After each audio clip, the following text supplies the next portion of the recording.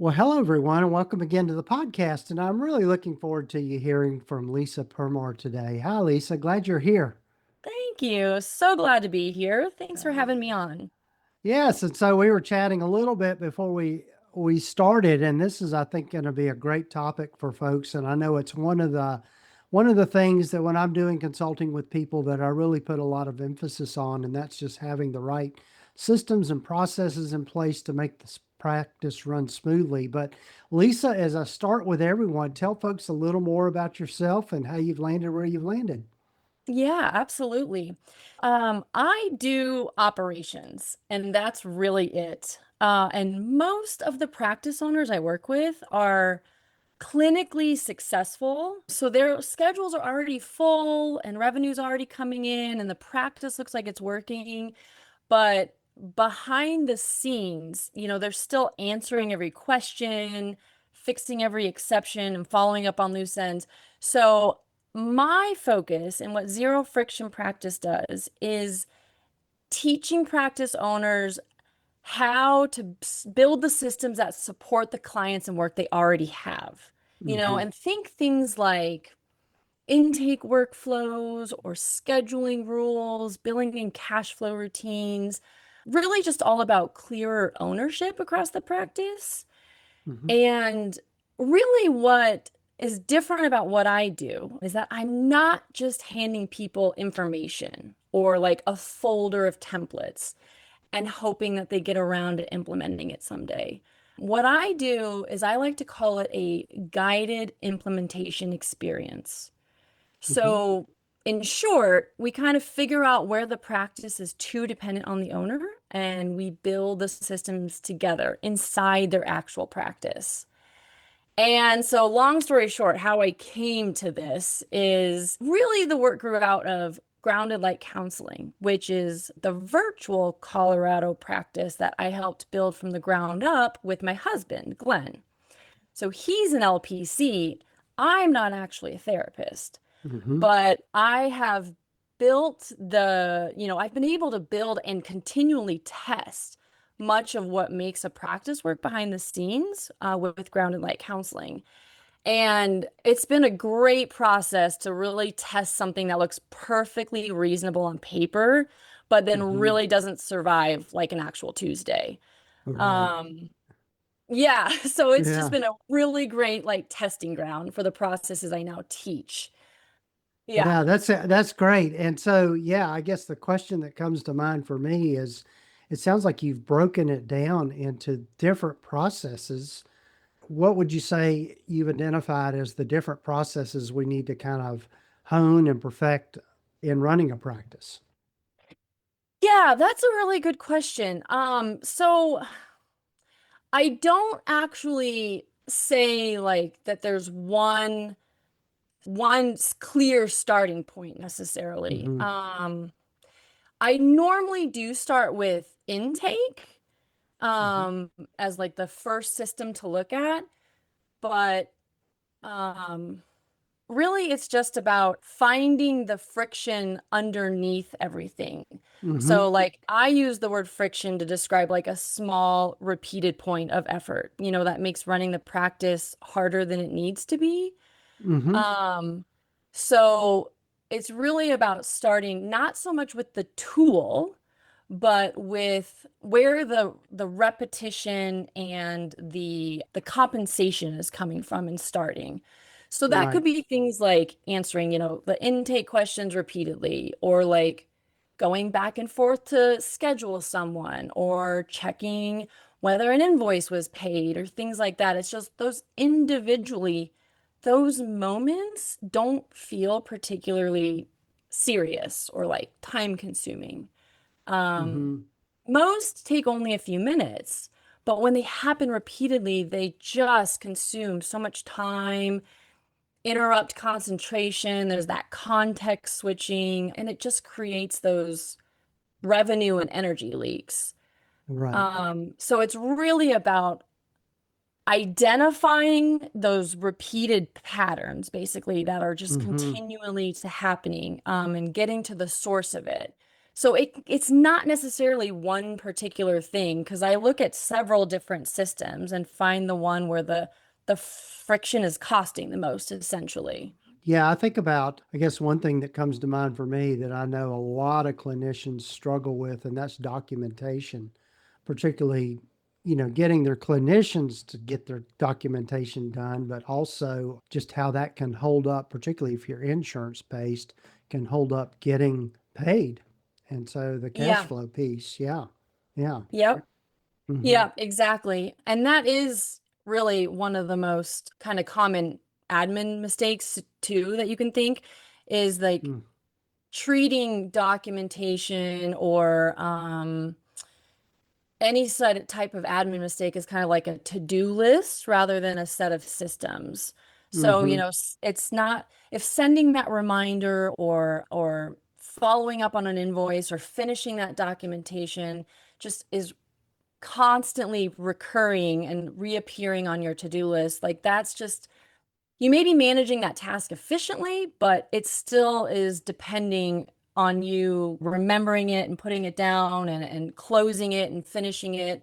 And so a system for that is defines what that trigger is, triggers that action, and what Hmm. happens next, who owns it, and how the exceptions get handled is what the system can like solve and take that out of your brain or Right. off the to-do list.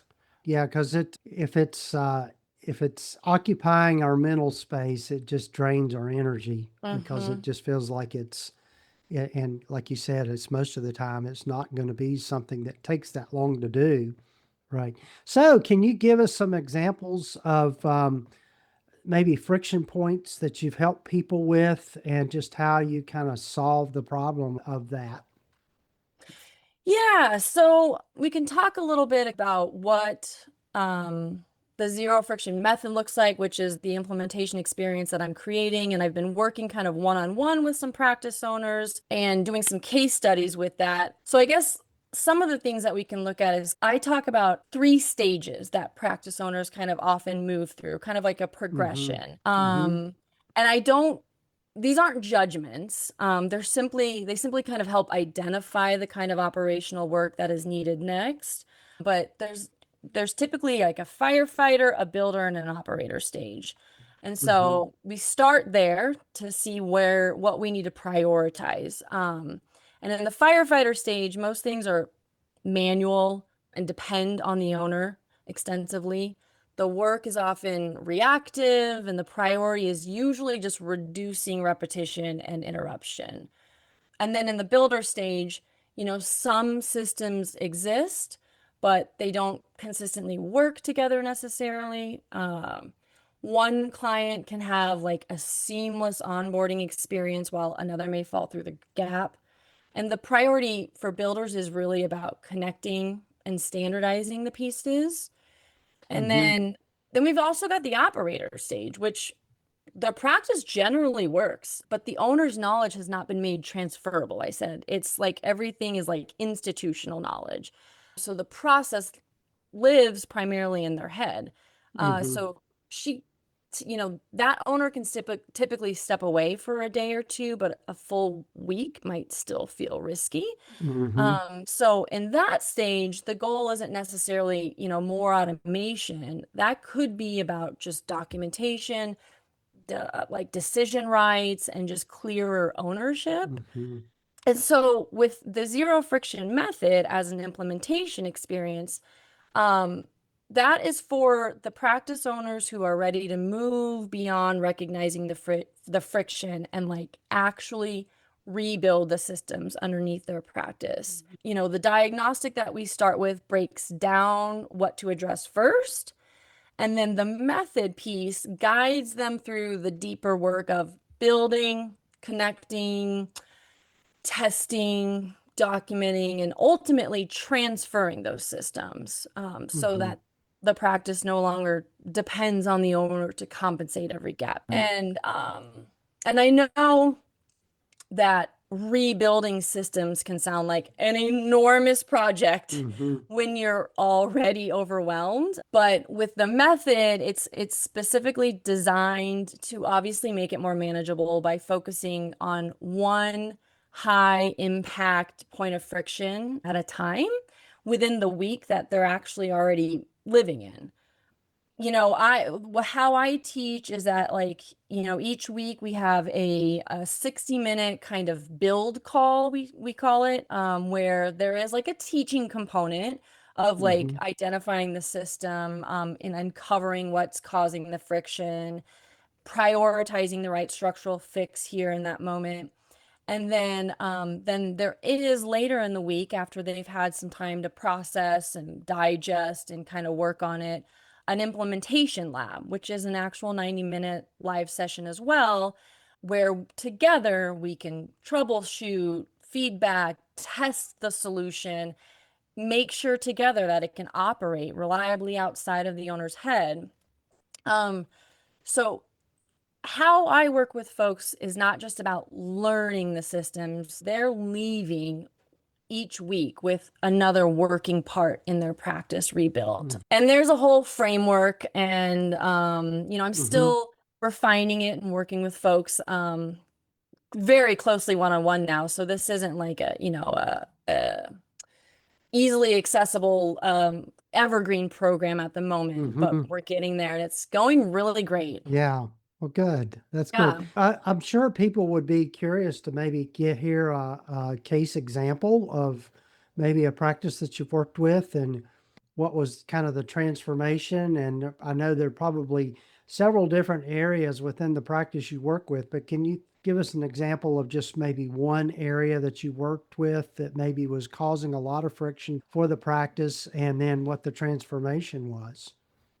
Yeah. So one practice that I worked with, they thought that hiring was the solution with where they were at the moment. And practice owners do often just say, like, oh, I think I just need an assistant, which sometimes they do, and sometimes that is the solution that they're looking for. But as we found with this particular person, a new person didn't create clarity for them that had not yet existed. So hiring hiring ended up causing a lot more work for this particular practice than they were expecting. They were essentially Mm-hmm. already managing the systems in place at their practice, but then they were managing the person who was trying to manage the systems that they didn't understand. So with that owner, we worked on things like specifically how to bridge the gap for this new hire, because the owner hadn't thought about the outcomes that this person was going to be responsible for, the processes that they needed to follow. We had to design, kind of outline and illustrate the decisions that that new hire could make independently, identify when something needs to be escalated, and even identify, how we know the processes are working with that new hire. So that was primarily what we focused on, which led to diving in deeper to their onboarding systems between new clients and scheduling. There was some billing that got tended to as well through that, but the number one priority for this practice was the delegation, the Mm-hmm. handoff, the Mm-hmm. clarity, Mm-hmm. because she had realized that delegating under unclear processes didn't remove her from anything at that point. It just turned her Right. into a process manager. Mm-hmm. Her practice looked incredibly stable and successful from the outside, and Mm-hmm. she just knew she needed her own help for when clients were coming in and sessions, were happening and everything. The work was still being accomplished, but Mm-hmm. she needed to be in a position that didn't know that no longer like required her to supervise every step so that the Right. practice could become calmer and more predictable.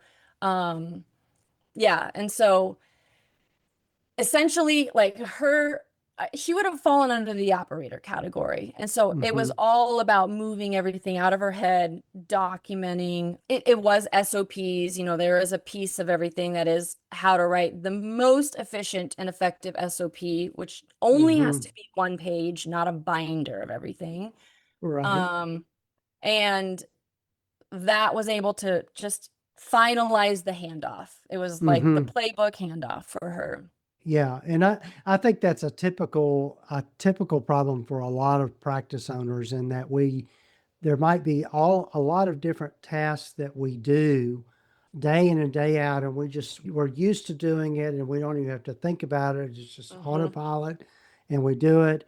And then the thought of handing that off to someone else somehow or another feels terrifying, and that, okay, it's gonna be totally messed up, and it's just better if I handle it kind of mentality. Yeah. Exactly. Uh-huh. Yeah. Yes, that is a phrase I hear all the time. It's just faster if I handle it. It's easier if I just do it. But Uh-huh. that's that compounding piece that I'm trying to highlight is that when that happens once, fine. When it happens 3 times every Tuesday, we're starting, I have questions at that point. It does compound. Yeah, yeah, and I think the too, and I've learned this as I say all the time on the podcast. I've learned a lot of stuff the hard way, but I think not empowering people to fix things on their own, as opposed to always coming to you um, when there's a problem and saying, okay, I can give a little example of that is Mm. that with our electronic health record system, every now and then they'll run into, well, I don't know how to do this here and that sort of thing. What do I do if this happens, kind of thing? And then they contact me. What I ended up doing instead of trying to go in and fix it and tell them how to do it is I just went to the knowledge base and pulled the link and said, here you go. Yeah. And Perfect. so, yeah, yeah. And so, yeah, so that's just a small example of, and the problem is that, the more we do, the more we fix it, then that's the fix is they come to the owner Exactly. and fix everything. Hmm. Exactly. And even those small fixes compound in the same way, is that frees up a little bit more time each time, and it does Hmm. compound. And like that's why I take things in small stages. It's just starting with the highest priority point and letting it compound slowly, slowly. So Hmm. this isn't a giant overhaul. It isn't rebuilding everything from scratch. And along the way, I know I also recognize that the goal isn't to remove every human interaction. I'm not all about like Hmm. automation, automation, automation, like pull yourself out of everything. I 100% agree and believe that therapy practices should feel human. So Hmm. I'm not trying to remove that aspect. It's really just about like automating the predictable, documenting the repeatable, and like preserving your human attention for those moments that actually require judgment and Right. care. Right. Yeah. And so it's just, yeah, like removing that compounding effect of those little friction points and compounding it the other way by giving you more Hmm. of that time back and attention and mental bandwidth. And Right. Yeah. And that you're exactly right. There's the little things that compound that create the overwhelm for people. And that just, yeah, I've experienced that myself. And, yeah, another thing too, and we've addressed this topic a lot of times on the podcast is to be able to think proactively, particularly if something happens to you as the practice owner, how things are going to be maintained and, yeah, and run if you're not in the picture for whatever reason, whether you're out for an illness or a sickness or something going on in your family. And I personally have experienced that. And fortunately, I think I've got pretty good. My practice pretty much runs on autopilot. There's nice. a Yeah, lot of things that I do need to let go of, and I probably maybe will eventually, but also it's things that I enjoy doing. So, I mean, it's not like it's, yeah. yeah. And Hmm. you made a really good point there about if something happens to you and things still need to keep running is something that I always say with this too is that all of this matters just as much for solo practice owners too. I Yes. mean, because Uh-huh. sometimes people hear the word systems and assume that we're talking about like building a team or preparing to scale or like having to have an admin that you're transferring stuff to. But Hmm. I mean, a solo practice obviously still has intake and scheduling and, documentation and just dozens of recurring decisions that are competing with that owner's clinical work. So, I mean, the goal may not be to to hand those responsibilities to another person, but they should be working to create enough structure that, they're not reinventing processes or making the same decisions or like relying on memory for everything. And God forbid, if something does happen, that somebody Mm-hmm. can step in and see what the systems are, see Yeah. the what's in their head is out and that they can help step in. Yeah, exactly. Yeah, it's always good to have a backup plan for sure. Yeah, Yeah. absolutely. Well, yeah. Well, Lisa, I've got to be respectful of your time, and this has been a great conversation. Tell folks a little more about the friction method, how they can get in touch with you, and what you have to offer with all of that. Yeah, absolutely. Well, so the best place to start is at zerofrictionpractice.com/diagnostic because there I do have a free diagnostic that will help you identify where your practice is losing that time, revenue, mental energy, and where to begin with that. And it does also include a friction log, which I do think is the first step that anybody who's listening now can take to help begin identifying those repeated problems and interruptions that keep coming back to you. Hmm. Um, and then you can also find me on Instagram at the Practice Architect, where I'm doing my best to make private practice operations more fun than they have any right to be. Hmm. And then yeah, for owners who want to go, beyond that step of just identifying the friction, I am still in testing mode of zero friction method, that guided implementation experience. But they can be the first ones to hear about what's coming with all that, to hear about resources, workshops, the master class coming soon. If you take that diagnostic, you pop onto my email list and you'll get all the updates there.